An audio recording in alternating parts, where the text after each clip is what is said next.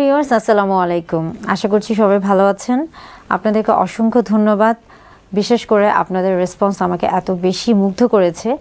আমি যখন কিছুদিন আগে ইউটিউব চ্যানেলটি নিয়ে কাজ করা শুরু করেছিলাম, তখন আসলে আমি কল্পনাও করি নাই যে এতটা ইতিবাচক সাড়া আপনাদের কাছ থেকে পাবো। অসংখ্য ধন্যবাদ। আশা করছি সবসময় আমাদের চ্যানেলের সাথেই থাকবেন। আজকে আমি কথা বলবো প্রাইভেট পার্টের বিষয় নিয়ে।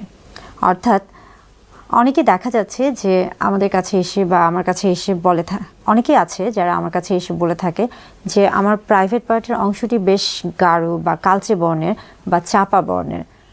আবার অনেকেই বলে থাকেন যে এটা কি কোনো সমস্যার কিছু কিনা বা তার সেক্সুয়াল অ্যাক্টিভিটিসে কোনো প্রবলেম হবে কিনা, এই যে একটা কনফিউশন থেকে থাকে।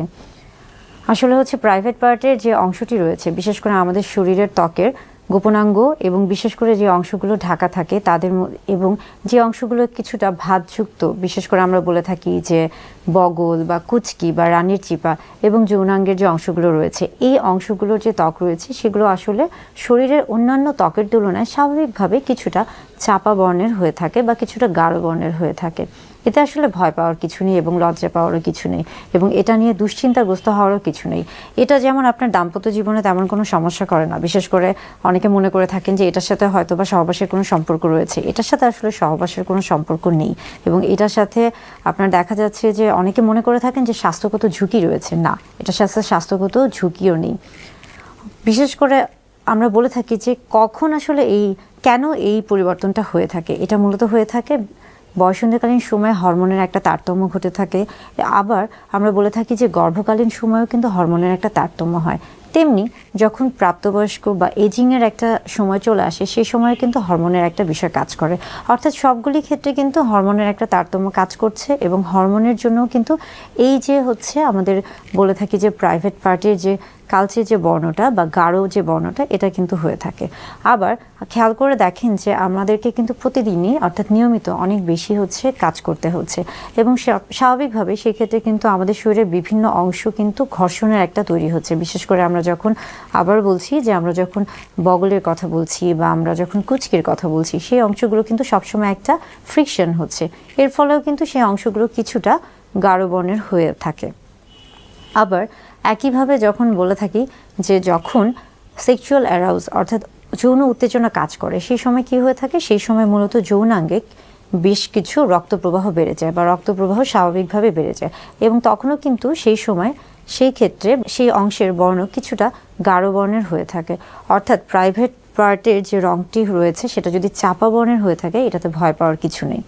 তবে অনেকেই করে থাকেন যে সেখানে হচ্ছে ব্লিচ করতে চান বা অনেকে ব্লিচ করান, কিংবা অনেকে বলে থাকেন যে বিশেষ কিছু প্রসাধনী তিনি ব্যবহার করছেন সেই জায়গাগুলোকে হচ্ছে ফর্সা করার জন্য অথবা সেই জায়গাকে কিছুটা উজ্জ্বল করার জন্য।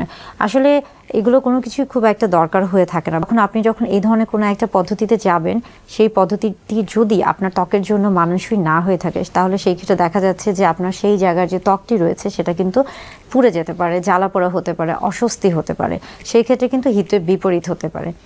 হ্যাঁ, অনেকেই এসে বলে যে আমরা যখন বিভিন্ন ধরনের সোশ্যাল মিডিয়াতে দেখছি বা আমরা যখন বিশেষ করে নায়ক নায়িকাদেরকে দেখছি বা বিভিন্ন ম্যাগাজিন ফলো করছি বা পর্নোগ্রাফি দেখছি, তখন সেই ক্ষেত্রে কিন্তু তাদের শরীরের পুরো অংশটি বা তাদের শরীরের ত্বকের সবগুলো অংশই দেখা যাচ্ছে একই বর্ণের দেখায়। এটা কেন?